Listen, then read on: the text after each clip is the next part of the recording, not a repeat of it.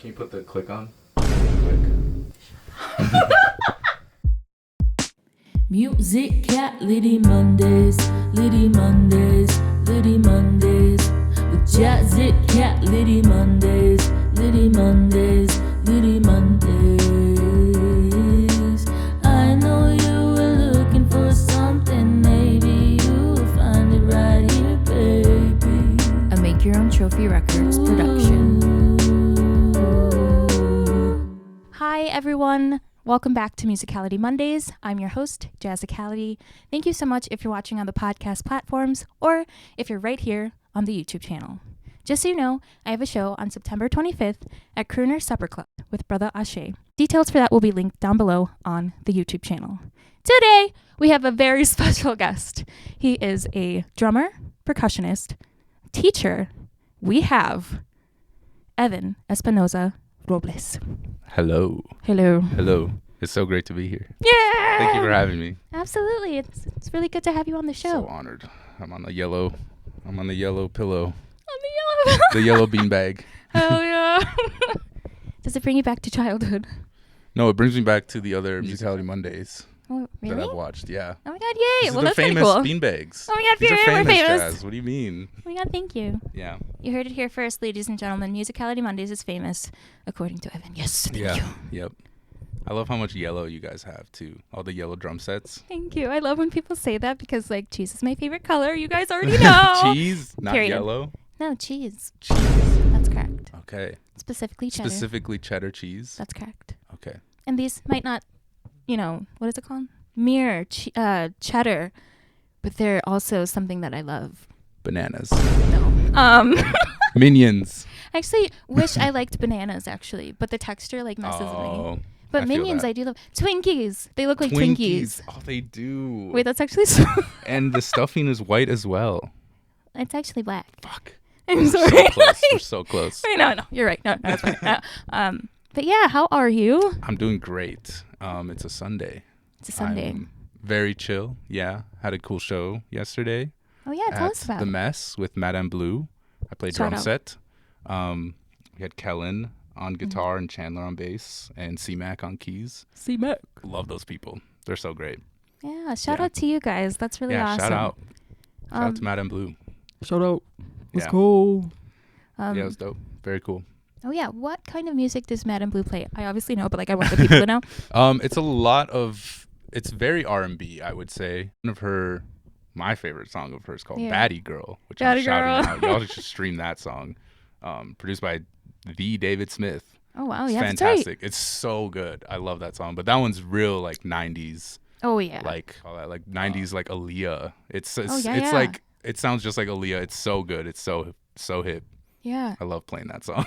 And I love, like, the design of the cover is kind the of like... Barbie yeah, font. I knew it was I Barbie. love I'm just that, like, yeah. I've seen that in my past. And That's like, the perfect font. Yeah. Yes. Oh, my God. It was so good. I'm just like, girl, yes. Yeah, she's got that aesthetic.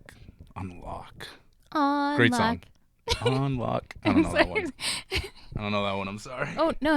I just made that up. That's mine. Okay. I know it now. Jessica. I'm just kidding. Okay, so what other bands have you been playing with? I mostly play with Room 3. Yes. And but I've played a lot with a bunch of other bands. I've played with Oriri recently. Okay. I played a lot with Tarius and the Sound. That's Tony's band. Yeah. With Panasueco, Yes. Noah Bauer. I used to play with Rosie for a good Yes. amount. Who else? Basically just anyone who asks. Okay. Yeah. Do you have a preference of genre at all? I'm really big into Room 3 we do a lot of like jazz fusion, which Yeah. of course I love that.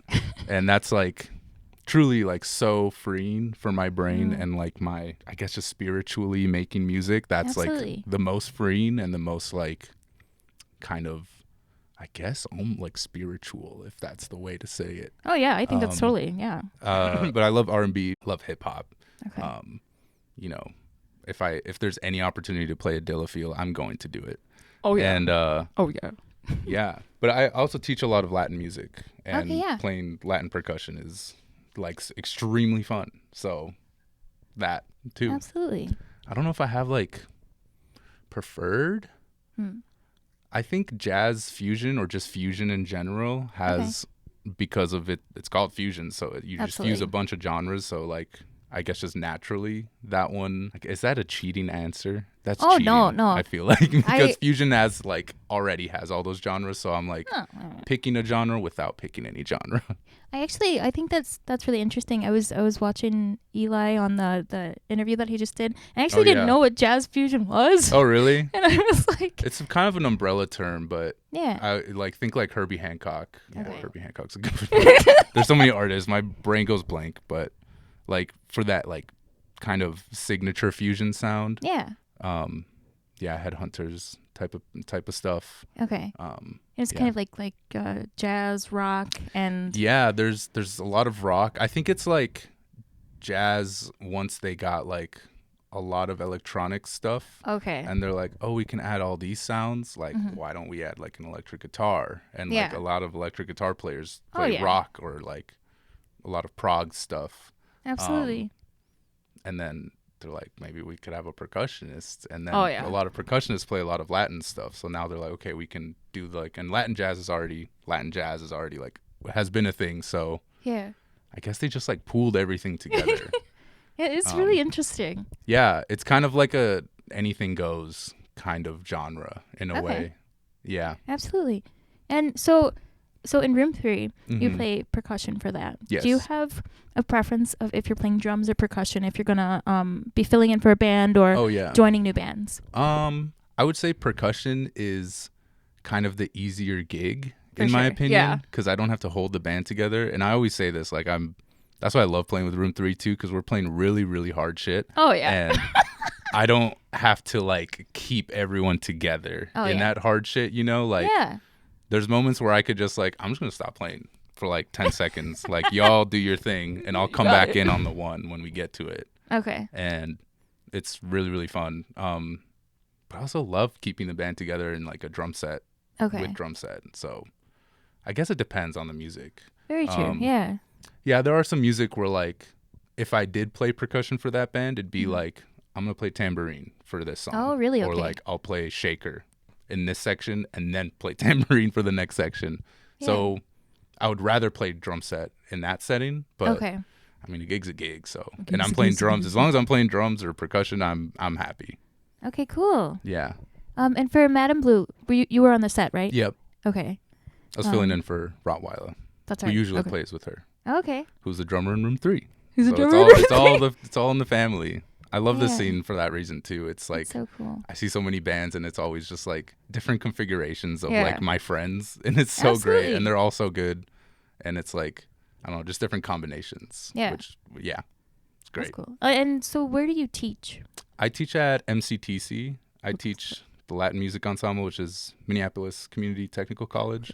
I teach the Latin Music Ensemble. I give hand drum private lessons in mallets as well. Which is mallets? Like marimba and like vibraphone, like the 4 mallet stuff. Yeah, I do a lot of that. And I also teach at Park High School, which is the high school that I went to in Cottage Grove. Nice. I teach the drumline and percussion stuff there too. Oh, how's percussion that? ensembles. That's dope. I like drumline. I appreciate it as a art form a lot, and I try to bring my own thing to it. But I wasn't really like, I wasn't brought up with drumline like that. Like I played in high school. They had like drumline for like games or like pep band or something like that. Oh, I see. Okay. But I never actually marched. Sorry. That's okay. Even though I teach it.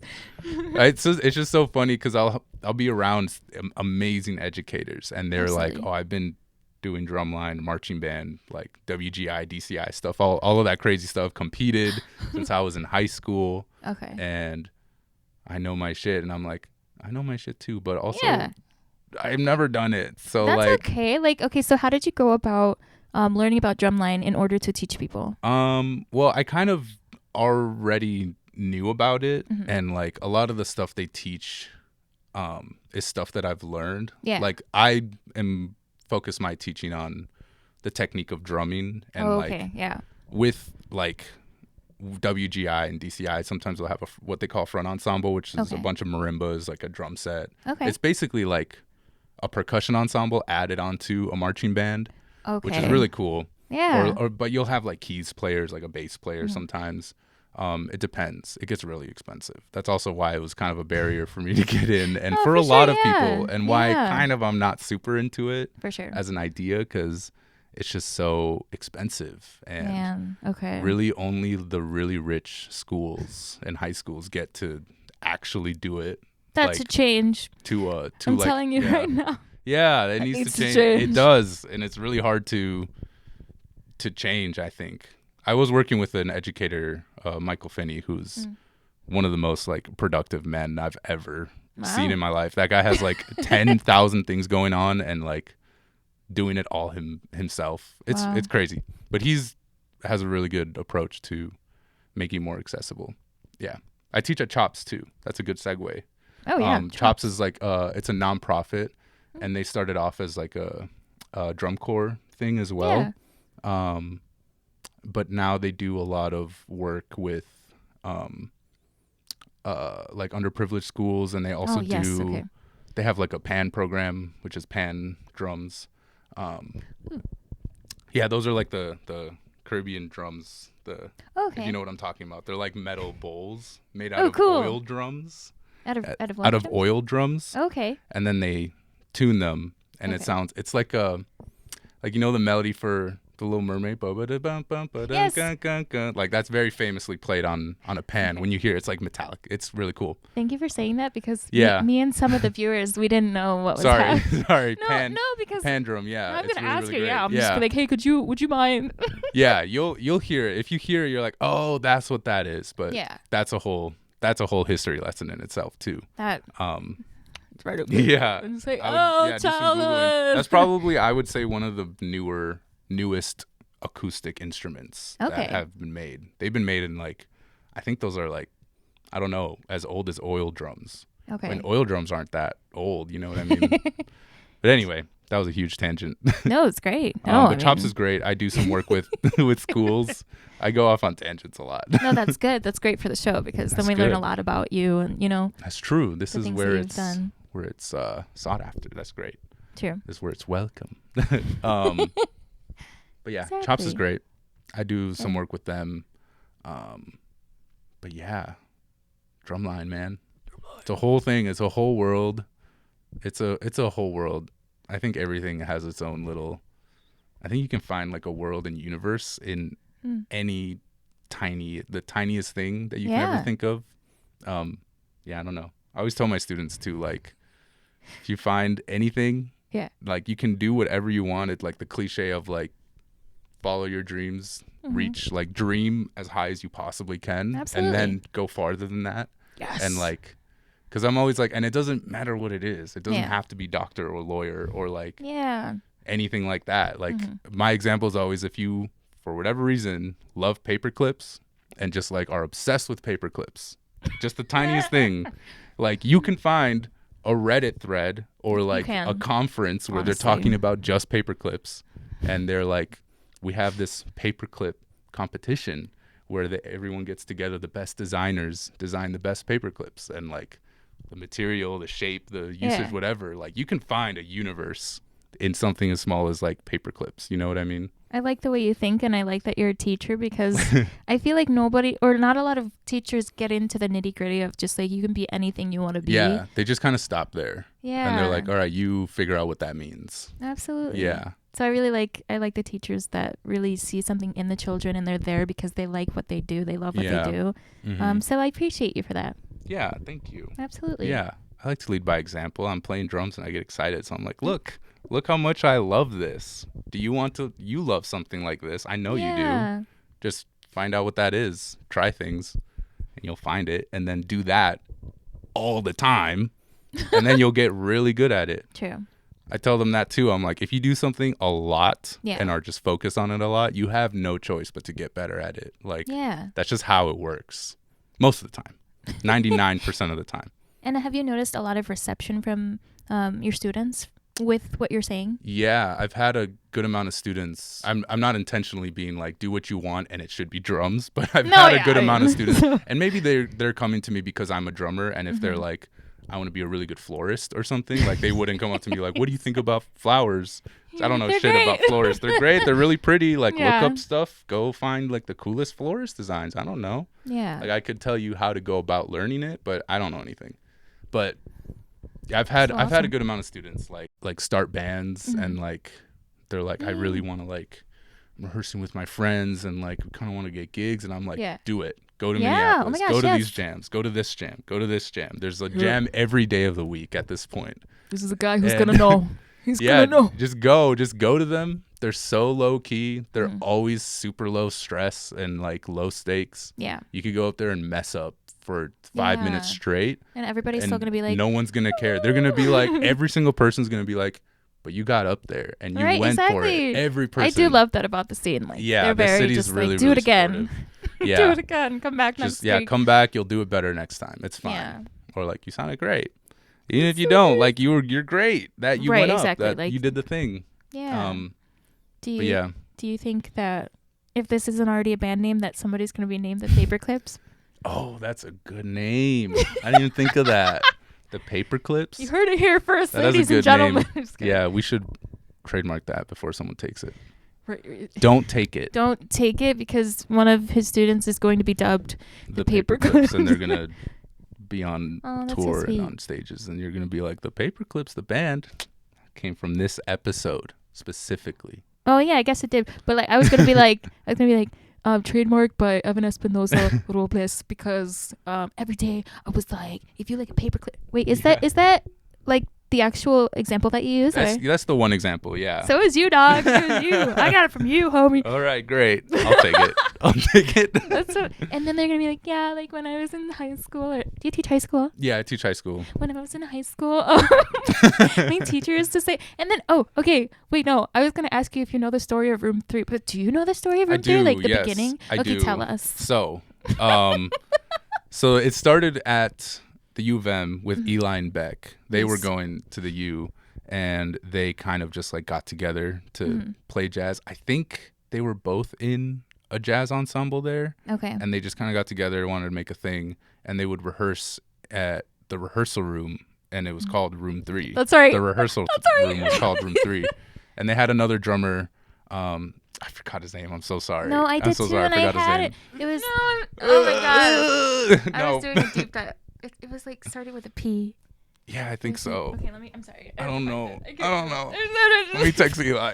Eli. I think, if I'm remembering correctly, their very first like Radio K appearance, they had that drummer. So if you want to see clips of them with that drummer, you could watch Room 3's very first Radio K thing. Rottweiler wasn't in it. I wasn't in it. It sounded good. He sounds good. Yeah, it sounded really good. Yeah. And then they met Rottweiler through Jada Lynn, yeah. Okay. They did a show with I think they did a show. I don't remember how exactly. I forget the details, but that was the connection through that. And it was actually so funny. My little brother was doing stuff at because he's also a drummer. My little brother's a drummer. His name's Eric. By the way, Eric Espinoza Robles. Huge shout out to that guy. Wait, you guys have the same middle? Wait, no, is it a last name? It's two last names. Yep. Okay, thank you. I think he technically is Eric Espinoza. Oh, okay. I think. Robles. I could be wrong. He could also have the Robles in there. I don't remember. But anyway, he was at the same studio as Eli and Beck. Okay. Called Profile. R.I.P. Profile Event Center? Yes. Yep. I used to practice there. Really? Yeah. You too? Wow, Wait, damn. And then, okay, actually, I actually did. R.I.P., man. No, literally. I met Eli and Jada. Was that there. where you met them? Yeah. Oh, great. I Wow. forgot who else was there at the time. It wasn't Rottweiler, I think, because I didn't know any of them. So yeah. And then I remember like giving Eli a flyer of like Musicality something. So that's how he knew who I was. Oh, sick. I do remember that. Well, you unlocked something. Man, that's crazy. Yeah, I remember going there with some of my friends that played music, but I wasn't in the scene at all. I was just like, for sure. I think this was like, yeah, I don't know, like early college, like high school era Really? too. Yeah. How old it was are like you? back then. I'm 28. So Oh, I graduated high I'm school in 22. 2016. Oh, great. I Did you graduate high school in 2016? That's correct. Okay, great. So we're just the same We're age. twinsies. Cute. Hell yeah. Wait, when did you turn 28? March. Oh, okay. Happy birthday. March 1st. Thanks. March 7th. March 7th, everyone. Pisces. I love fish. Fish is delicious, by the way. What the fuck does that even? What does that have Pisces, to do the with Pisces. Oh, seriously? Oh, okay. Yeah. I'm a crab, so we're both seafood. Cute. Hell I'm yeah. a Cancer. July 8th. Great. Thank Water you. signs. Yes. Yeah. I have a lot of water signs. I don't know a lot about astrology like Same. that, but like all I know is I have a lot of water signs. I just know it means something. So when people are like, when they tell me their birthday, I'm just like, okay, like, what's your sign? And they're just like, oh, do you do all that? And I was like, no, but I just want to know. I just want to know. Like, just because then if I know, if I learn later, then I can come back. Oh, like, oh my gosh, you're crazy. Yeah. I'm kidding. You're insane. Like, they think Cancers are crazy. And like, yes, but like, I'm getting better. Like, I'm Yes. fine. I'm emotional. You're not wrong, but I'm working on it. Okay. Right, exactly. Like, I need to calm down. That's so funny. Need to calm down. That's so funny. Yeah, you're right, but Leaning in the fuck. I'm not gonna say no. Right. I'm just like, I can't say like, thank you. That's so funny. But yeah, I forgot where I was Me at too. that point. I'm sorry. At Profile. That's My right. little brother met them, and they were, I think, in the midst of looking for a new drummer. Okay. So he was almost the Room 3 drummer. Oh my which gosh. is so funny. That's actually But then he insane. moved to Vegas for a bit. Yeah. Okay. It's a really long story, but my parents moved out of our childhood home basically and moved back to Mexico. Okay. In like 2022. Okay. Something like that. That tracks, 2022, I guess. 23. I mean, not that I would know, but like, you know. Like, oh yeah, they did, didn't they? But it's just, like, if he was gonna be the drummer, then 2022. Yeah, around that like, time. And they kind of, it's a really long story, but they kind of just offered us, they're like, okay, we're going to leave if you guys want to like move out of Minnesota, because I think my little sister and my little brother were living with them. Okay. So they're like, well, we're going to move. So like, Deuces. if you guys want to go to a different place or something, like, we'll help you like move into a place wherever you want, basically, in the United States. Now that we're not in Minnesota, basically they're like, we're not gonna be Minnesota based anymore, so like go wherever you want. But my uncle lives in shout out my parents. Yeah shout out my parents. Shout out my my mother. My mother. I was gonna ask what that said. It says mother. Shout out, mother. Shout out all the mothers, by the way. Oh yeah, shout out. Love mothers. Me anyway too. Yeah, they moved out, and my uncle lives in Arizona, so I think my two siblings just went, and my parents moved with my uncle in Arizona first. Oh, okay. This is a whole lot. You don't I was have to like, remember. whoa. No, it's but not. they moved there first. My two younger siblings went with them. Okay. And Eric wanted to go to Vegas because I have a friend named Jared Crawford. He goes by Red in Vegas. And I visited him one time. I think Eric went with me. I don't remember how that happened, but he like has gone there, I think, with me maybe. And he moved there for like a year and a half-ish maybe. Okay. So he couldn't be the Room 3 drummer. I'm sorry. But wait. that's okay. Then they met. That's so then funny they met how that Rottweiler, so Okay. it's okay. It was everything was okay. It's just crazy that there are other timelines within the timeline. Yeah, you know what I right. mean? Yeah. Yeah. But he did. I think that's when they heard about me, because he's like, well, I would be your guys' drummer, but I'm moving. But my older brother Evan is really good too, so y'all should hit him up. Okay. And I think they hit me. I think that was the first time I played with them. Is I subbed in for Colin at an Indeed show one time, and that was a really fun show. I messed up a little bit. It's okay. But it's okay. I'm no Rottweiler, so whatever. But I played well. It was good. Evan Espinoza Exactly. I Robles. have my own thing going on. That's right. Don't forget, Evan. I don't want to be Rottweiler. That's right. He's not even good. No, I'm just kidding. He's literally one of the best fucking drummers. What are you talking about? You crazy? Say it. Yeah, he's insane. But that's the storyline of Room 3. And then I think after that I subbed in. I think they asked me to do percussion for, I think Chop Shop was the first. Chop Shop. R.I.P. Chop Shop. R.I.P. Ugh. But I think Chop Shop was the first show. I think, pretty sure. Okay. That was a good venue. I wish I played it. Not gonna lie You didn't play Chop Shop? I didn't play Chop Shop. I could have sworn you did. I was you there a should lot. have. I should have. You really should Eli, have. no, I'm kidding. Eli, bring that shit back. Move back into that house. Run it back. Right, exactly. Run it back for one night. One night, just for me. Just for Jazzicality. That would be crazy. That would But be iconic, insane. you know? Yeah. Yeah. Like, you know what? We missed a couple people, so like we're just gonna run it back for a little bit. I was so sad when I was closing. I was like, oh okay. Damn. Yeah, that was sad. Can you teach our audience something about percussion right now? Like, could you give us a mini lesson? Yeah. I'll give you a lesson on a 4/3 polyrhythm. Okay. And how to remember it. Okay. You use a mnemonic device, which is just words that help you remember something. Okay. So the device is pass the goddamn butter, right? So I don't know how to do this. Pass the goddamn butter. Pass right? the gosh darn butter. So gosh darn, sorry. No, it's just that I can't say Pass the gosh darn butter. Pass the gosh darn butter. So if you figure out where it lands, pass the gosh darn butter. Okay. Right? Yeah. Pass the gosh darn butter. All the other ones, I don't know how to do this with. Hold on. Okay. Well, let's flip. Is it like a pair? Pass the goddamn butter. Pass. So together. Together. And then you go the god darn butter. Past the gosh darn butter. Pass. The gosh darn butter. And then pass the gosh darn butter. Oh, okay. Pass the gosh damn butter. Pass the gosh darn butter. Pass the gosh damn butter. Oh, fuck. Pass the gosh damn butter.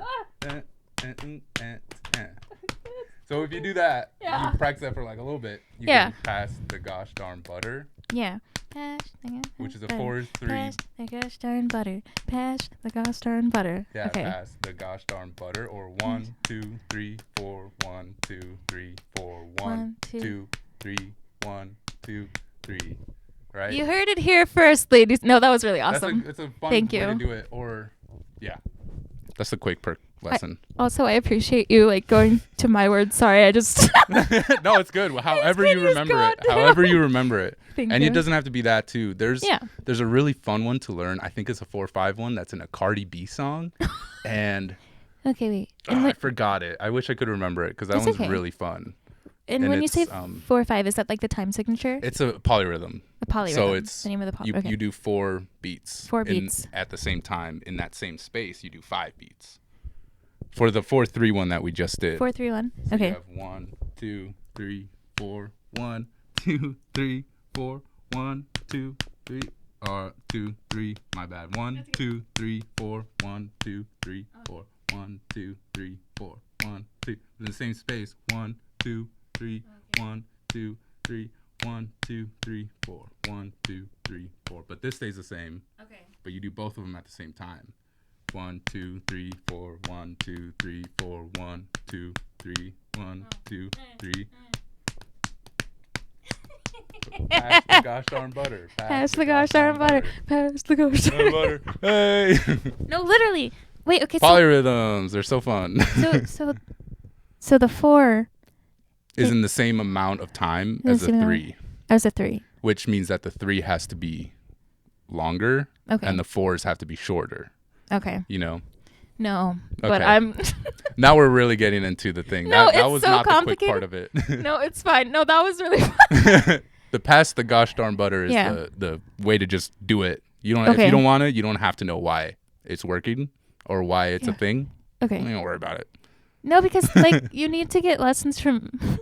You need to get lessons from Evan because this is awesome. But yeah, thank you for There's that. a lot That of was really there's awesome. a bunch of that was just the first one that came to my head. No, I wish yeah. I remember that Cardi B one. That one's really cool. I just saw a reel about it and I'm like I have to remember it so I can teach it, and Yeah. it's really easy to learn when you have the words like Yeah, that.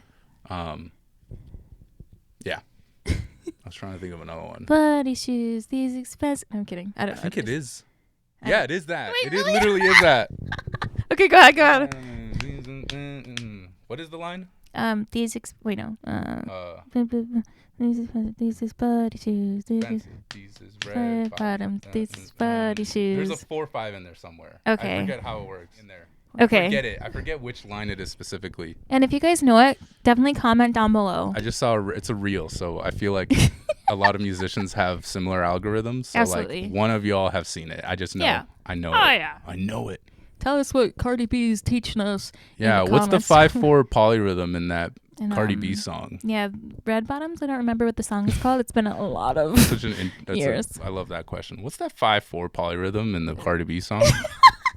You know what I'm talking about. You know what I'm talking about. One get day it. I'm gonna be like Red bottoms. I'm gonna be a better drummer than all of you, and you'll have to ask me questions. Exactly. I'm kidding. But yeah, you guys are awesome. Like, well, thanks. yeah, it takes a lot of like, I just think like intelligence and brain power to be able to use different body parts at the same time for different things. Like, yeah, it's like so for you really me, train like, it. Yeah. Yeah. I think that I don't know. I think that a lot of times people think that drummers are like disconnecting their limbs all the time, but it's not really that. I feel like once you have this catch, it's like you don't have to think about this hand is doing this, this hand is on 2 and 4, this hand is on 1 and 3. Like you're not really thinking about that once you do it, but like that's good. I mean, a lot of Latin stuff, a lot of other like non-Western music has a lot of polyrhythms, so then you kind of have to think about it until you feel it. That's I feel is the ultimate goal of anything in music is I'm just feeling it, you know, not thinking. Brain empty is the goal. Brain empty. Brain empty. I black out. I black out and I just freaking kill the show, bro. Yeah. What are some of the most exciting shows that you've been playing? Because I see that you've been playing quite the most exciting shows. So let us know what you think. I think that there's a lot. I mean, I think I'm biased, but my man played with Slum Village at Dakota. They were their backing band. I didn't get to play the show. I know. I'm so sorry, but I am glad that you got to meet them, though. Yeah, I was at rehearsal. I got to meet them, and that was fantastic. Oh my God. That rehearsal was really, really, that was insane to just be a part of. I was like taking video for our content. Oh, good. But like, I was having a hard time not like singing along to their songs. Like, they're like, what is the look up? I'm like, got something to do with us. That's crazy. Say it with me once. You know what love is. Sorry, I'm behind the camera. I can't be doing this. That's hilarious. No, I think that's awesome. Slum Village legends. Insane that we even got to do that. Yeah. And I also got sick for the show, so I couldn't even go to the show, which was I'm so sorry. So sad. But I was at our rehearsal, which was great. And that's something to hold on to. Yeah. And Kevin Gamble joined us, which him and I share such a love for Slum Village. So I'm so glad that he was the guy that joined us specifically. Yeah. And he obviously just destroyed that gig. He's so good. Love so Kevin. Good. I will link down below the performance video of Slum Village with Room 3 at the Dakota Jazz Club. So make sure you guys go check that out. Yes. Also at the Dakota, we opened for Headhunters. Oh, yeah. Yeah. That was insane. I got that one I was at. Okay. Okay, good. He was there. And, and I got to that one was super fun. I got to hang out backstage with Bill Summers, their percussionist. Nice. And I wanted to pay homage to the Headhunters and add in one of our songs, like the bottle blowing thing. Okay. Oh, wow. And that they do in Watermelon Man. Are you familiar? No. Now I am. I got a little mini lesson from Bill. I told him about that. And I'm like, hey, so I want to pay homage to you guys, and I want to do the little whistle. I'm like, I want to pay homage, and I want to do that. And he's like, yeah, you gotta tune the bottle up to your notes. And I'm like, yep, I have my E flat going right here. And wait a minute. I have my E flat, and I wanted to ask him in Watermelon Man if he's doing inhales and exhales for like ooh, like that kind of thing. But he's like, no, it's all exhales. And I'm ooh-hee, ooh-hee. Wow. He does that a lot. It's really great. Yeah, go listen to Watermelon Man, the beginning thing. That's him. And he showed me how to do that so that really I could do it on the song. And it sounded really cool in the song too. So I might add it onto the album, not gonna lie. Sick. Yeah. That's awesome when you can learn fantastic. From people that you look up to. Yeah, he's also a legend. Those old guys too like to swear a lot. What? And they like to cuss a lot, and it's so funny. They're like, even on stage, they're like fucking with each other, and they're like, I've been with this fucking guy. Oh my God. Fuck this guy. What the fuck? What? What do you want? And they're like, I don't know. They just like, I love that. Just like that relationship that they have. Yeah. Like a brotherhood. Mike Clark and Bill Summers. Yeah. The Mike Headhunters guys. Wow. Yeah. Those guys they're really funny too. And yeah. And they still fucking, it'll never leave them. Wow. They just crush. Yeah. Boop, boop, brah. Hey, yo. Oh, my gosh. Oh. Did you still have more people you wanted to mention? I haven't mentioned Mike Green yet. Shout out Mike Green. He's Green. Also in room 3. Yeah, he just joined, right? Very recently, yeah. I want to say like, probably like 4 or 5 months ago. Ish. Very cool. 6-ish months? I don't know. Shout out Mike. Shout out Mike. That guy is just, otherworldly. Insane. I know. I know. It's crazy. He's one of those guys. I love musicians that when they're just sitting around when no one's listening and they are like just like noodling and the noodling sounds insane. I love that. Like, yeah, he's one of those. I'm like, if I could play like that. Yeah, he's just like on his phone and like, and I'm like, bro, what is that? Yeah, all the fellas in room 3, Eli Wada, Beck, Rottweiler, Mike Green. Shout out Don. Don, who's Don? Downtown Don. You know Don. I've seen him. yeah, right? Yep. Yeah, I've actually seen him. Yeah, that dude. I don't think I've ever talked to him before. That's so funny. Yeah, he's great. Yeah, he's great. Don is awesome. He goes to every single show that ever happens. I don't know how he does it. Every time I see him at a show, I'm like, what you got going on today, Don? And he's like, well, I just got back from this show and I got 2 more shows to hit up tonight. Wow. And it's like a Wednesday. Absolutely not. Not me. I'm in bed by like. But he's such a huge supporter of the local music scene. Probably That's awesome. Yeah. And sometimes he has like special like tickets at Dakota. Yeah. And he like, I think it's almost like a goal or rite of passage to be invited by Don to go watch a Dakota show. That's so sweet. Yeah, it was great. I watched a show with him one time and he's great. He posts a lot about fuck Trump, which I'm like, yeah, you're awesome. Yeah, great guy. Shout out Don. Shout out Don. Shout out hold on, there's this guy that I think it's Shoes Untied or something, but he records a lot of room 3 sets. Oh, wow. And like he'll post them. Hold on, I want to get the name right. Yeah. My Shoes Untied with a 1 instead of an I. My Shoes Untied with a 1 instead of an I. Okay. Yeah, he'll like come to our shows and like post like 5 or 4 videos of whatever song we're doing, which is great. Yeah. Because we recorded a lot of our sets too sometimes. We're trying to get better at recording our sets. And but whenever there's someone on Instagram who like records or puts it on their story, I'm always like, okay, great film. I get to watch myself. Like, what do I do? What did I fuck up this time? All right, exactly. But yeah, shout out My Shoes Untied. I don't know his real name. Maybe it's on his page right here. You just like me for real. Fuck. I swear I know things, Jazz. No, you're fine. It's good to have someone like that, you know? So nice. It's great. And they're like, oh, you're like paying attention. You're like you're fucking here for real. Right. Yeah. Like you're a fan. Yeah, that's great. Thank you. Yes, thank you. Yeah. Who else should I shout out? And my other roomie, my beautiful partner, Katie Sharfie. Yes. Love her so much. She's taught me so much. Oh, good. She's fantastic. Yeah. Shout out the Golden Goose. Shout out the Golden Goose. For real. Are you guys still doing half stuff? R.I.P. Half R.I.P. We don't do music. We don't do shows anymore. Okay. But I want to do jams, and I've just been dropping the ball on that. But That's I really want to do a jam this summer. That'd be cool. Maybe in August. Watch out for your DMs there. Oh, whoever it is, do you have any shows coming up in August past the date of which this show comes out on August 10th? Yes. Speaking of hip hop legends like Slum Village, we're going to play with Rakim, who is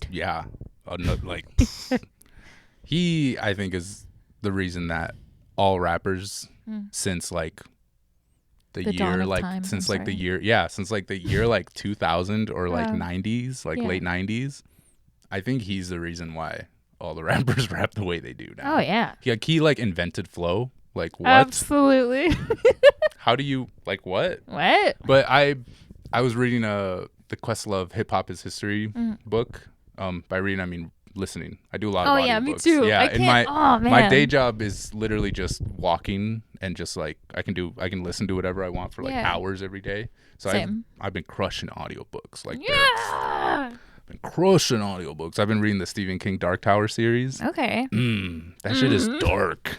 I bet. Stephen King, you know, when you say that name, I'm like, yeah, exactly. It's just dark. The first book is dark, and then it gets more entertaining. But it's always dark. It's always. They're really, really good, though. Anyway. That's good. I got to get into that one. Okay. Yeah. Dark Tower series is good. A lot of Isaac Asimov, too. A lot of science fiction, that science fiction guy. Let me say something else that's unrelated. No, it's fine. I like murder mystery. So. Murder mystery. Yeah. The Isaac Asimov books that I've read, like the first couple of them are formulated around. I don't know. I was like formed. That was the right one. Formulated. They're like based. The main character is wow, I forgot his name.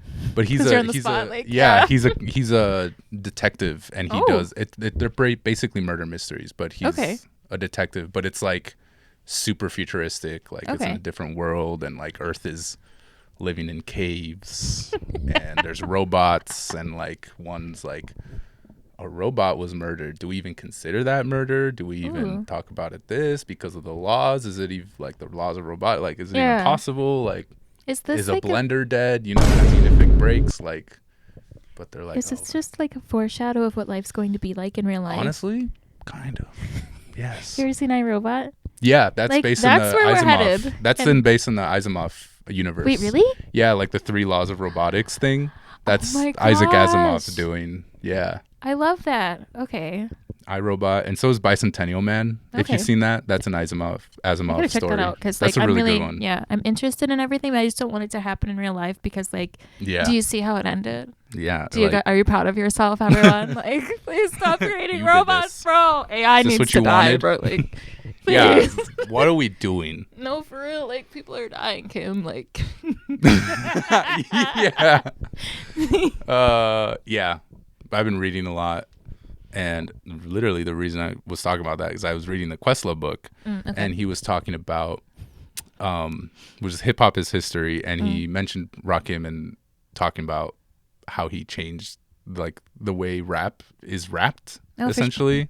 And like Questlove is like the craziest encyclopedia of so much shit. I don't know how he does it. I mean, I know he was part of it. He is music history, like him and the Roots. Questlove. Oh yeah. Yeah, him and the Roots. Yeah. Yeah, but like, so he's been in it, you know, and like, and with the Soulquarians thing too. So he's been embedded. He is music history himself. Okay. But Shout like out also he's like, I don't know how the fuck he does it. Right. I do. I know, like I've read so much of stuff from him and like listened to so many of his Questlove Supreme podcasts too. And he like, I don't know how the fuck he does it, but he's just like, oh, yeah, that super obscure disco band from the 70s. Yeah, their second album, which released in 1972, was produced by this guy. And you know who's on drums? The guy that was on drums for this other obscure disco band. And they met at a cafe on October 30th. And what they talked about was this. And he has 2 kids. And their kids are in college. And that kid was the keyboard player. Like, how do you know this? All of that. That's like, so funny because you did it so smooth. I'm like, are those the actual dates? Right. Like, no, but that's like the things that he just knows. And like, I gotta dive into Questlove. Right. It definitely comes. I gotta look into Questlove. Let me get up in that. Oh, no. Dude, this is so funny, bro. No. My poor tooth. But yeah, I think that comes from him as a child having like just being obsessed with records and like liner notes, as they would say, like liner notes, like just telling you who's on the record and who's on this and that, and they're like, oh, I remember that name from this record. Yeah. And that's one thing that I think is extremely underrated for musicians in terms of what they should learn. Yeah. And should is always in parentheses, you know? I always tell my students when I'm like, if I say you should or have to be doing this, like always assume that I'm doing this, because you never should be doing anything, you know? True. Very true. Should doesn't exist. You can do whatever you want. But like could is the highest thing that we should hold. Like, I could do this, or I could do that, or okay, then do it. But like, I'm always like, you should be playing like this, but that one's kind of like, you got to do it. Yeah, if you don't, then your arm's gonna be all messed up. I mean, sometimes that's kind of the thing. I'm like, you should be playing like this, should in quotations, but like, I know of a drummer who plays completely different, and he's insane, and he's doing just great for himself. Yeah. Do you know the traditional way of holding drums and the other way of holding drums? Yeah. So like, what are they called? Like, that one is called traditional grip, where you hold the one drumstick in your left hand is like backwards essentially. Yeah. And the other one is normal. Wait. There's some drumsticks over there. And this will clear it up hopefully, because in Hollywood and in TV shows, I don't know why, but people love to flip the hands. So they'll do like the real thing is traditional grip. You hold your left hand like this and your right hand like this. And that's because the drum used to be at an angle when like armies in the whatever times used to do it. So they would play like this. So it makes a lot of sense for you to do this, because you don't want to be like this, you know? Okay. But it's like this: left hand, right hand. It's not this. And even worse, really? They do that in the movies? Even worse, it's not this. Oh my gosh, no. I've seen this happen. Oh, that's so strange. Get out of here. But hey, what you doing, bro? I'm like, ask literally any drummer you know. Yeah. Like, okay, it's like this. This is called traditional grip, and then there's match grip. Match grip, okay. This. Yeah. And within match grip, there's French grip with your thumbs on top, and there's German grip with your thumbs on the side. And then there's American grip, which is like kind of in the middle. I teach American grip. Okay, that's good to know. 2-point fulcrum, 3-point fulcrum. Okay, that's enough. No, that was good. Thank you so much. There's a lot that goes into it. Yeah. Yeah, man. It's just like the art of holding a stick in your hand and hitting something. Yeah. It's like, I think it's so silly. It is so silly. Sometimes I just like think about what I do for a living, or what I do, what I'm passionate about, and what my career is, and I'm like, I'm really just out here hitting shit. People are here so like funny. Trying to cure cancer and like doing all this, and I'm just like, stick. Please, no, but like, it is so special what you do, and like, I will say, I like the way that you're confident going up on stage, filling in for someone on the spot, because I've seen this happen, and you just go for it. And like, so how long have you been playing percussion that you can just go up there and just put your emotions into the song? I've been playing music since I was like 8, and I started with guitar. And I would just learn like tabs. That's my one thing with guitar. Like, I still play, and I've played ever since. So I can play, but like, it's all muscle memory. And if you're like, here's the chord progression, do a solo, I'd be like, I know theoretically how to do that, but like, I don't know where the notes are on the guitar. Wow. Okay. Like, I could figure it out, but it's like, all right, C sharp, I know one is here, right, and the other one is like 1, 2, 3, 4, 5. Exactly. Right here. And then next note. But so I did that for a long time, and then I just did drums in elementary school in 5th grade, just because I was just obsessed with rock music. So I'm like, this is as close as I can get to playing rock music, is playing a snare drum. Let's go. They don't have distortion to electric guitar in the band. Man. All right, I guess I'll play the snare drum. And at that point, I had been playing music, like learning songs and like developing rhythm and feel or whatever. So like, I was decently good at it. I was like good at it, and I was just like, up until like late high school, I just skated by off like my natural talent, I guess. My natural abilities. Got talent, homie. Like, I guess. It's fine. I guess, but like,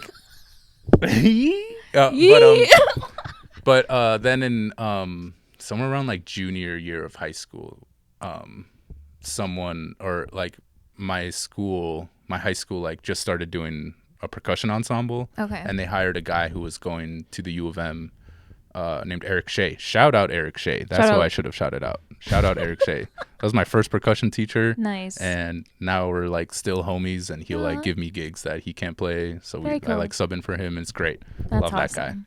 that guy. Yeah. We had him, and he was going to the U, and he was really good, obviously. Yeah. And I was not like exposed to any other drummers. I was just like, I know I'm good, so like I'm just good at drums and music, but like but what should I do for work? Like, let me actually figure out what I want to do for my life. But like on the side, like that's fun and I like is music, but like let me be a computer engineer, which I was super close to being a computer engineer. Yeah, because my dad is really, really smart with computers. Okay. But then he showed up and he started playing shit. And he was just playing like doubles cleanly. And I'm like, what the fuck? What? How are you playing so fast? and then I started doing it, and I'm like, okay. So like, whoa. Yeah. There's more to it than just like being able to play what's on the page with relative ease, you know? How old were you at that point when you found him? I was probably like 16 or 17. Okay. And then just as we started doing percussion ensemble, there was like one day where I couldn't get like the vibraphone part. Yeah. And he straight up was like, yo, for this rehearsal, go into the practice room while we rehearse and you practice your part and come back when you got it. So good. And that was like the first time anyone was like, bro, you're not playing good enough. Like, yeah. So I was like, holy shit. You're like, did you just say that to me? Yeah. And I wasn't. And, that was like the first time someone was like, bro, no, go practice and come back. And like, you can't do it right now. Go away. Whoa. It was great. He didn't say it like that, obviously, but like it was really great to hear, and I really needed that. Amazing. And then he just started, I don't know, I was just like, wait, you're going to college for music? What? He was? Yeah, he was. Okay. He was a music major. And I'm like, you're a music major? You can do that? You can do that? Yeah. And he was like, yeah, like it's just like high school, but instead of social studies, math, blah blah blah, English and shit, I go to ear training. I go to fucking music history. Reading. Okay. Yeah, sight reading and ear training are together. Oh, they are. Okay. But he's like, I do that, and then I learn about music theory, and then I have like 2 ensembles where I'm playing drums. So the whole day I'm just doing music, and I'm like, amazing. What? Are you serious? And I'm like, and you have a job or something? I love that. And he's like, yeah, I teach. This is what I'm here. Like, this is my job. They're paying me to be here. And I'm like, money? What? You can buy food with that. Please. Shit. So that was like the first time where I was like, oh, music can be serious. Yeah. And it can be more than a hobby, you know? Absolutely. And yeah. So then I went to college for percussion. I was originally a composition major. Okay. So I took all the like advanced theory classes, but I ended up deciding that I'd rather perform than write all the time. So I was a performance major. I did all the shit. I was doing well. What kind of surprised me, I went super into it. Is I'm like, you can do music? Okay, it's game over. I thought you couldn't do that, and I was just going to be a computer engineer. So like, fuck no, I'm going to be a musician. That's what I've always wanted to be. So like, let's be a musician and go for it. Huge shout out to Eric Shea right now. Eric Shea. Yeah. So I went there, and I went to Normandale my first year, which was a community college. I do know that. Yeah. And I learned my beginning theory classes and ear training stuff, and then I transferred over to UMD in Duluth. University of Minnesota Duluth. University of Minnesota Duluth. Go Dogs. Go Dogs. And go Dogs.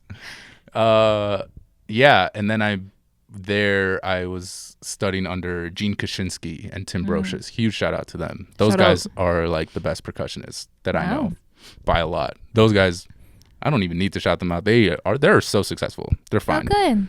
But they're fine. Yeah, Gene is insane. If there's any percussionists out there, you know who I'm talking about. But yeah, his writing style is just beautiful, and just the shit that he comes up with is so innovative and so creative, which is so many things in percussion too, because like percussion literally just means to strike something. Oh. So like, how many possibilities do you have of striking a thing. A lot. Like, what are you striking with? What are you striking? Everything. How are you striking? Yeah, literally the opportunities are endless. I played a piece in college by John Cage. And John Cage, if you know John Cage, you're already like, oh my God. But it was called Child of Tree. And it calls for 2 amplified cacti. Okay. So I put contact mics on the cacti, and I would like flick the tines of it. And since it's amplified and you put it through, like the little spikes of it, thank you. You would like flick it. And since it has a contact mic on it and it's hooked up to an amp, you can hear it, and it's like, really? Yeah. I And like if you scrape it, it's like, it sounds like rain falling so a little cute. bit. It's really cool. I thought it would have been like, you know what I mean? Yeah, no, it's very like plucky. Wow. Super, super plucky. Yeah. Is it like a texture of like plastic, or like, I don't know, like what's the texture of like a real cactus? It's kind of like the cacti tines, the spikes are kind of like, I was gonna say like a porcupine thing, but like we've all felt porcupines, right? Everyone here has touched a porcupine. The animal? Yeah, I'm just kidding. But I don't know. It is kind of it is plasticky. Yeah, it's like a plastic spike. It sounds like plastic when you. Yeah. Yep. Mm-hmm. Okay. And yeah, I did a lot of that kind of stuff in college. A lot of super avant-garde stuff, and it was like that piece specifically called for 2 amplified cacti. Yeah. And only natural materials. So like no metal, no plastic, no nothing. So I had like bundle of leaves was one instrument.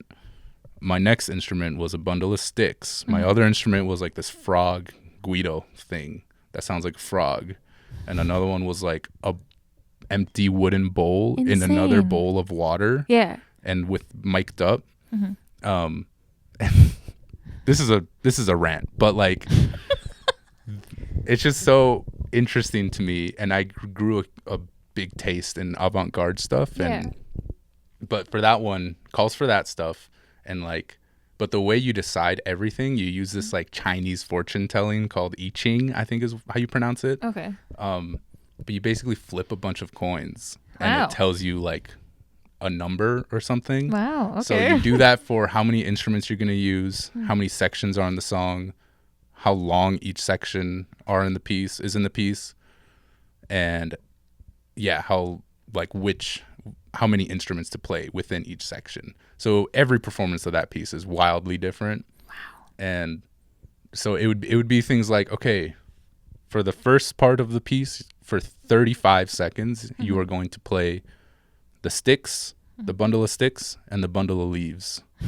And then the next section is going to be 2 minutes long. And you're going to play the cacti and the frog guido and the bundle of sticks. And then the next section is like 10 seconds long. And you're going to play the leaves only. And it's stuff like that. And I literally would just like I had 2 sticks and I would do this. This is like section 2 of Child of Tree. This is a, what's the word? This is an excerpt from my performance of Child of Tree at University of Minnesota Duluth. Here we go.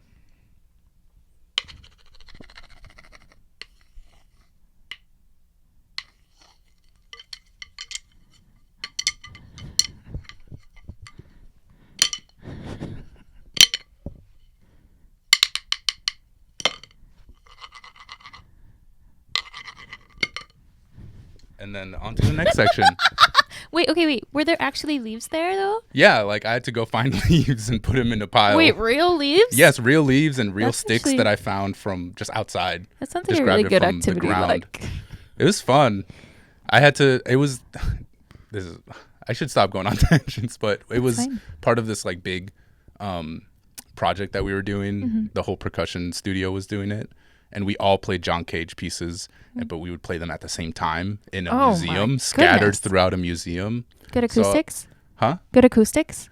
Yeah, really good acoustics, actually. It was beautiful. But it was super, like, high artsy bullshit. Like, not bullshit, I shouldn't say that, but because it was cool. It genuinely was cool. Like, but they would have, like, a main John Cage piece that was a huge percussion ensemble. And then, like, scattered throughout, people would do, like, solo pieces. Mine was Child of Tree. Okay. And, like, it was great. It was really interesting. So you could hear, like, different pieces going on. And if you go to a room, you could just focus on this one.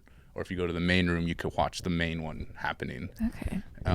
So were you holding sticks playing the leaves, or were you just using your hands to play the leaves? I was just, anything really. But like, whatever. So, but do you hold the sticks to play everything, or are you just? No, I would use my hands, or I would grab I had like a wooden rattle.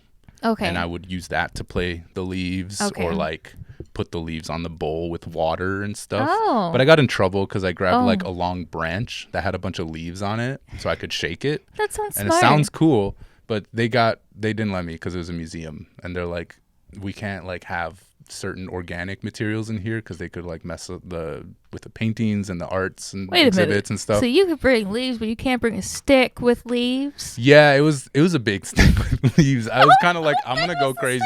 It was like this, and then it was like, it's probably like a little bit bigger than this whole tripod, I guess, for the viewers.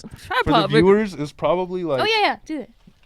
Yeah. See, that sounds good. That would have sounded cool. And then they were like, nah. It was like bigger than this. Okay. It was just a huge branch off of a tree. He said, I'm going ham. Yeah, and I walked into the museum, and they're like, you cannot bring that in here. And I'm like, you know what? Yeah. He said, okay. You're right. You're right. That's hilarious. You're right. So I went to like the art store on campus and bought like wooden dowels. They made you buy. Yeah. They made you spend money because and I just broke them for the piece out of hatred. So funny. Took it. I think that would have been great. Yeah. But I'm sorry that they were being mean to you. I'm kidding. It's fine. Fuck, just let me ruin the entire art exhibit just for let me be great, like just for my little John Cage piece. So funny. But yeah, I did a lot of weird, really hard to play shit in college. I was kind of like a marimba jock. I was good at 4-mallet marimba. I was doing some hard shit.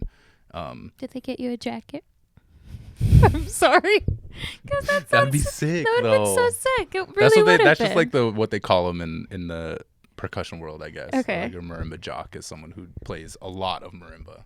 Because in percussion, there's just like thousands of instruments, so you can't be equally good at all of them. Wow. Like it's just no way. Unless you are, and then that means you're just like not that good at all of them. Like a jack of all trades. Yeah, right. Which like as a percussionist, you kind of have to be a jack of all trades. You have to know how to do everything basically, but you don't have to be the best at everything, you know? Good, yeah. And I think that's good for the brain as well. Oh, yeah. But when I was in college, I was really into marimba and solo percussion ensembles and also like chamber percussion ensemble stuff. Very nice. I sadly didn't do a whole lot of drum set in college though. Okay. I did a good amount of like world hand drums from my teachers. They taught me that, a lot of like Middle Eastern stuff. That's super which cool. is really, really fun. And I got really into that and started teaching myself tabla, which is it's an Indian drum. It's two drums technically. But in my opinion, it's one, if not the hardest percussion instrument to learn, because the learning curve is probably the steepest out of all of them, because it's just so hard to get one single tone, and like you play with your fingers like this. Wow. Okay. And like you have one that's like doom, doom. The bayan is oof, and it just sounds so sick. I love all the sounds and examples that you give us. Yeah, they're really good. I'm full of like little doom, ding, stuff like that. But yeah, I started teaching myself that years ago, and I have some tablas, and I'm trying to find a tabla teacher because that shits are hard. Wow. And it's so hard to learn just by yourself. Yeah. It's one of those where like, honestly, the easiest way to learn that instrument is to move to India, learn how to speak Hindi, and then go with a guru for like 3 months in a row. Live with a guru for 3 months, then you'll be good at tabla. That's insane. So then you'll be really like generically good at tabla. Not generically. Yeah. Like, would you be okay with just being generic in that at tabla? sense? Yeah. Yes. You're like, my because life would be even the set. generically good tabla players Yeah. are doing some crazy shit. Like Okay. the crazy tabla players are doing some shit that I'm just like, all right, I don't know if I could ever do that. I'll try. I'll do my can do best. it. Yeah, I you could. can do I it. could. No. But then I'd have to like become a tabla player, you know? True. Because like if you just spend all the tabla. time to learn Hindi, bro. Yeah, then I'm not going to be playing congas, or then I won't be playing drum set, or like I won't be playing stuff like that. What is it called? It would be, oh man, I don't know. I was just gonna say like whatever the word is that is going to take up your life. Like, yes. An exactly. enthusiast, a tabla enthusiast. Yep. Mm-hmm. You'd have to be like... That would be sick, but then I would only be able to play tabla. No, that's not true, but Oh, wait. Like for a bit. Yeah, true. For a bit, I would only be playing tabla, which... How many years would that be take? Bad. To get like really, I don't know. I guess it depends. I feel like if you're a child, maybe like 2 weeks. Right, exactly, because they take that shit up. But like if you're like a full adult, I don't know. If it your depends. frontal lobe is developed. It all depends. Yeah, right. Yeah. If you're already ruined already, no, I'm just No, kidding. literally. Like. I don't know. It depends on like how much you practice. Okay. Like if you are practicing all day, every day, without stopping, without failing, like I'm sure you could do it in like, I don't know, maybe a couple months. Yeah. But like that means wake up, practice tabla, eat breakfast, practice tabla, eat lunch, practice tabla, eat dinner, go to sleep. Next day, same shit for months. Over and over then and you over will be like, again. okay, I got it. Yeah. You'll be like, I kind of get the hang of this. Insane. It's insane. Yeah. Yeah. All right. Is there anything that we didn't mention so far that you'd like me to bring up?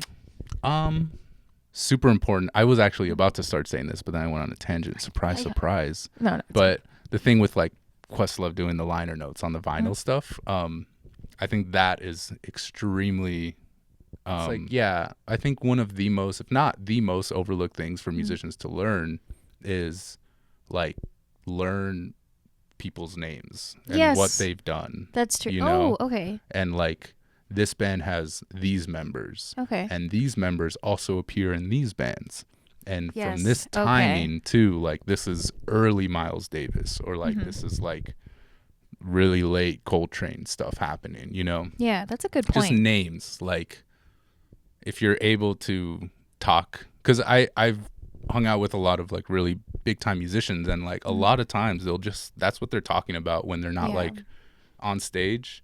Because I'm always like, oh, if I had a chance to talk to this one of my drum heroes in this way, I'd be like, what snare drum are you using? Blah blah blah. But like, no, I wouldn't do that. And like what they talk about is like, did you hear this guy just got this gig for Beyonce or some shit? Like he just got that stadium tour gig. Like that's great. He's doing great. They're like, oh yeah, that's awesome, because he was just with this guy. And like that artist, and he took over this drummer's job. Wow. And it's really, really important to know names, and that's something that I always struggled with. For sure. But like getting better, and I'm trying to get better at just like knowing names. Yeah. And like seeing them, because Room 3 always, the thing that I love about Room 3 is when we'll like rehearse or we'll have a show or something. A lot of times we'll go to Rottweiler's place. Yeah, like we walk to each other's place and to Legacy a lot. But we'll, after rehearsal or whatever, we'll go to his house and just like smoke a fuck ton of weed and just watch. No, I'm kidding. Just kidding. No, we won't do that. No, it's fine. But we'll just hang out. We will hang out. No, We'll go to his house and we'll like hang out and just watch YouTube videos of like the legends and just the greats in like live performances. Yeah. You know, like we'll just go around the room. We're like, okay, Eli, what are you gonna put on? And he's like, I'm gonna put on this Chick Corea live performance from 70s, and this guy's on drums and this guy's on bass, and like we'll watch it and we'll be like, oh, that's the guitars from this guy, or like that's him, and this is this time of his career where he's doing this, so it makes sense, and like it just gives so much context for a lot of that stuff. That's a and very then when good you point. do meet your heroes, when they're like, I worked with this guy and like I just got off tour with this guy, you can be like, oh, I love that guy, blah blah blah, that's awesome. Right. Did he do this with that thing? And he's like, yeah. So you already have that So banter. sick. But like there's been moments where I'll like talk to big time musicians like that, and they'll say stuff like that, and I'll be like, oh, I don't know if I know that name, and they're always like, you gotta learn it.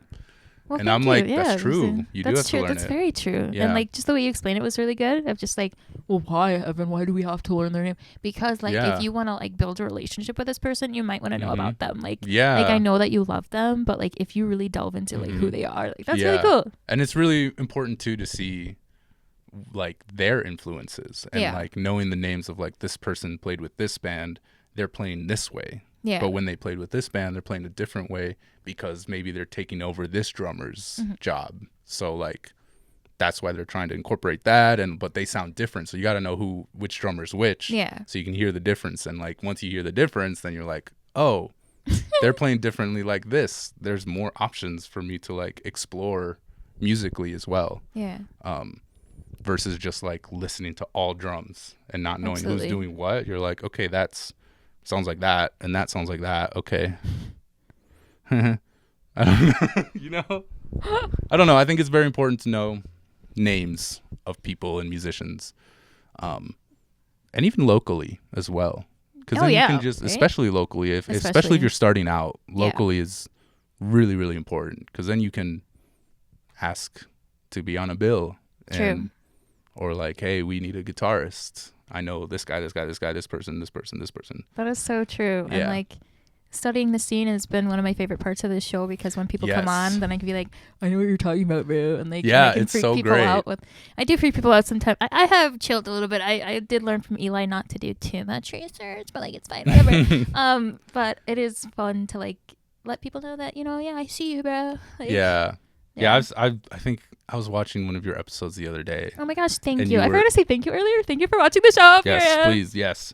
And you were doing that exact same thing. And they're like, oh, I had this person on my last record. And you're like, oh yeah, I was listening to your record. Yeah. And I was like, is that so and so? Oh wait, this is Kel's the God. Yes. And he had K-Tones on there. Yes, exactly. And he just met exactly K-Tones from Righteous MC. You really have to show for real. Yeah, and I was like, and you were like, is that this and this? And that guy was like, yeah, it is. And I put them on the album, blah, blah, blah. And I'm like, that's cool. Yeah. I like that. That's dope. It's like awesome. I'd like to be like, oh, I know him too, and then God, and then this other part of information, and they're like, oh, I know that dude. What's up? Like, and then you know what I mean? Example. That's so cool. Yes, that is the example. Thank you. Yes, know your stuff. Hell do your research, and you don't have to have a podcast to do your research. That's right. You don't have to have a podcast to do your research. I actually, even before I did the podcast, I used to freak people out and be like, oh, you're on Instagram and this is your @ Like, I'm just actually a nerd. Yeah, and I love that, and I'm trying to get like you for real. Yeah. Trying to do research. Well, thank you, Evan, for being on the show. Thank you for having me. This was so much fun. Absolutely. Yes. And I learned so much, and I really appreciate that. Yeah, I talked a lot. No, that's I guess great. That's the point. Yeah, exactly. It feels weird to just talk about myself for that long. I know, but thank you. That's why I had you here, home dog. Hell yeah, bruh. Okay. Make sure that you go follow Evan at Espinoza_Robles_percussion on Instagram. Yes. And make sure you check out all of the bands that he mentioned: Room 3, Madam Blue, Tarius and the Sound. I don't know everything that he said, but I'm going to link it all down below. Yes. And make sure you go follow him and check out his bands on everywhere that you find music. I will link it down below. Thank you guys so much for watching. And this was an amazing episode. Thank you once again. Thank you. Yeah, we will see you guys in the next episode. Peace. Oh my God. Musicality Mondays with Jazz.